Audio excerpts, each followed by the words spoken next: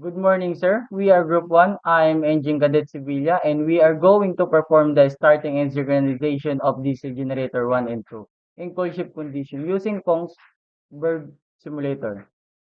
Go to Process Directory and proceed to Emergency Generator. Fill up the lube oil sump tank at least 80% and also diesel oil service tank.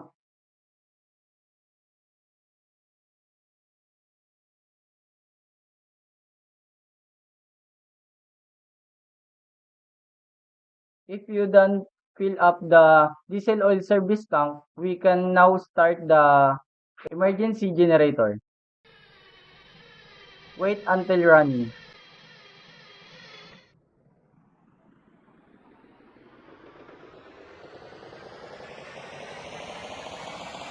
The emergency generator is also running.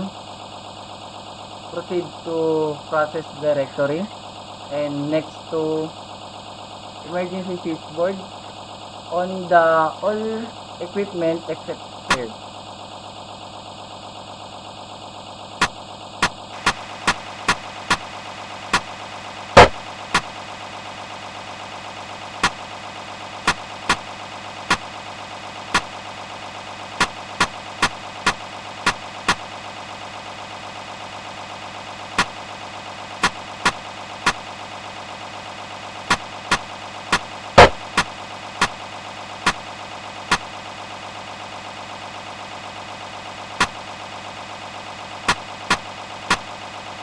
I'm Engine Cadet Ordoña. In continuation of our performance, after setting up the emergency generator and emergency switchboard, we will now proceed to electric power plant and switch on the voltage control to provide power in this cold ship state. Switch on and auto.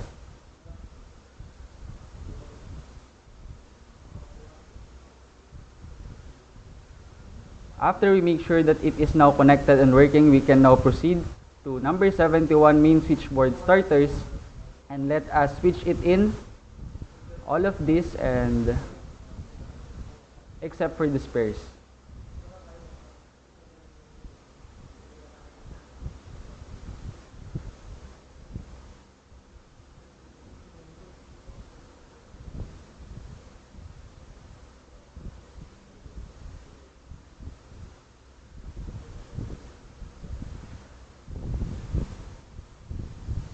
I am Engine Cadet Gaspar.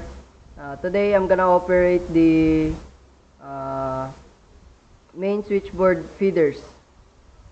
First thing I'm gonna do here is to in all the necessary equipments or the auxiliary machinery.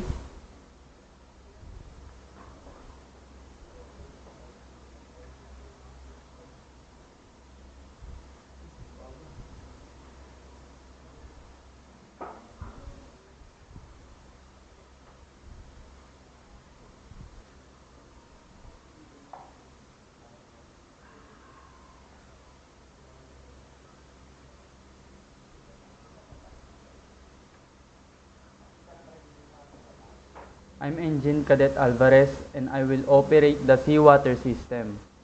So let's go to process directory and let's go to seawater system. So we're here in seawater system. What are we gonna do here is to open all the necessary valves to supply our auxiliary equipments and coolers. So first, let's open the suction valve from our sea chest. Next is the valve in DG1 and DG2 coolers. Also in our freshwater generator and air condition. And don't forget to open our overboard valve. And last, let's start our auxiliary pump to finally give the needed supply water. After operate the seawater system, let's proceed to 05 fuel oil service tanks and open the two valves.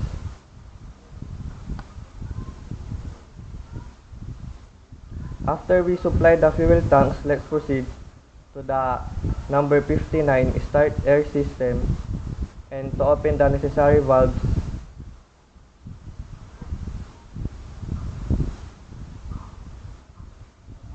and on the emergency air compressor, and also on the hand pump to provide for our diesel generators. I'm Engine Cadet Yagin and I will prepare the diesel generator 1 and 2. First to do is while waiting the pressure until 10 bars, I will go to 75 diesel generator 1 to prepare. Open the lobe oil sump tank. Open the filters and valve.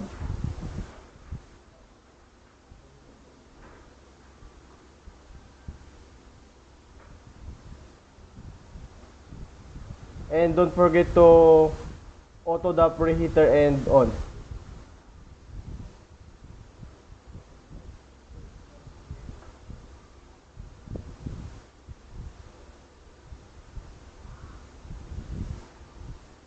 Wait until the lube oil sump tank until 80%.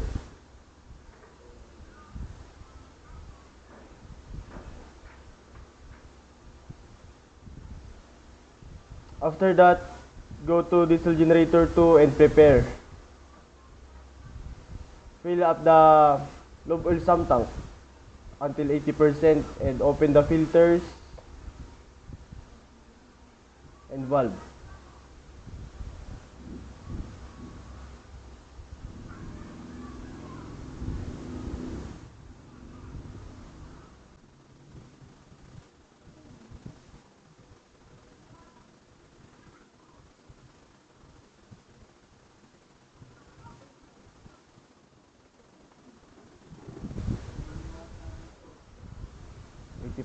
Morning, I'm Engineer Gonzalez.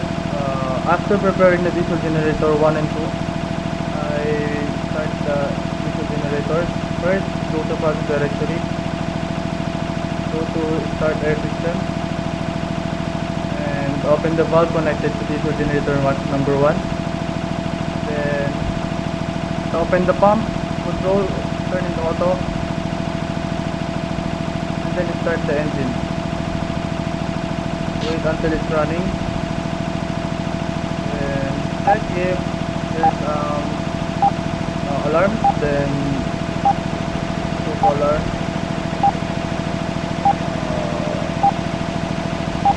acknowledge it, then pop. After the diesel generator number 1, pop in start air system. Open the valve connected to diesel generator number 2 and auto the pump control and then start the engine.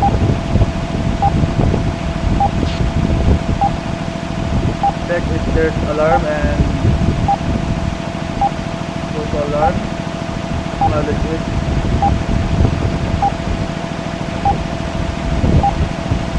And then go to process directory, go to electric power plant, and turn on the voltage control in diesel generator number 1. Go to semi-automatic synchronization and connect. I'm Engine Cadet Bravo, and before we proceed to the synchronization of diesel generator number 2, let us proceed to emergency. Next, proceed to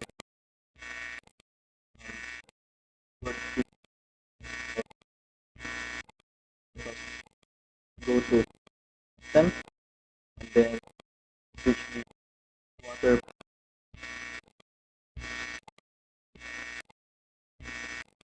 Then let solid